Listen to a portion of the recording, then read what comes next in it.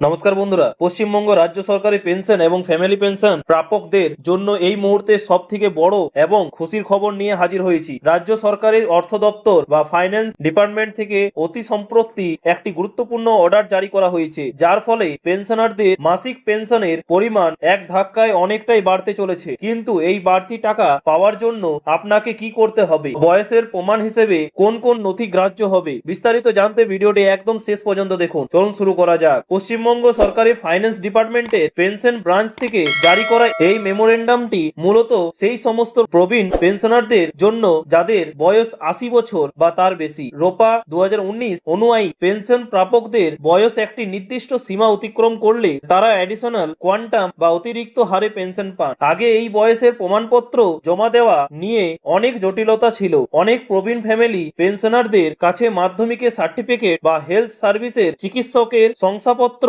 ছিল না। সেই সমস্যার সমাধানেই সরকার এখন নিয়ম অনেক সহজ করে দিয়েছে। এখন থেকে 80 বছর বা তার বেশি বয়সের পেনশনাররা অতিরিক্ত 20% বা তার বেশি পেনশন পাওয়ার জন্য নিজের 5টি নথির মধ্যে যে কোনো একটি জমা দিলেই আবেদন করতে পারবে। এক হচ্ছে মাধ্যমিক বা সমতুল্য পরীক্ষার সার্টিফিকেট, আর 2 হচ্ছে ওয়েস্ট বেঙ্গল হেলথ সার্ভিসের যে কোনো চিকিৎসকের দেওয়া শংসাপত্র, আর 3 হচ্ছে ভোটার কার্ড, ঠিক আছে, যেমন ইপি, আর 4 হচ্ছে প্যান কার্ড, আর 5 হচ্ছে আধার কার্ড। ঠিক আছে, অর্থাৎ আপনার কাছে যদি স্কুল সার্টিফিকেট নাও থাকে তাহলেও ভোটার কার্ড বা আধার কার্ডের মাধ্যমে আপনি এই সুবিধার জন্য আবেদন করতে পারবেন। এখানে একটি বিষয় আপনাদের মাথায় রাখতে হবে, যদি আপনার বিভিন্ন ডকুমেন্টে আলাদা আলাদা জন্ম তারিখ থাকে তবে কিন্তু এই নতুন নথিগুলো গ্রাহ্য হবে না।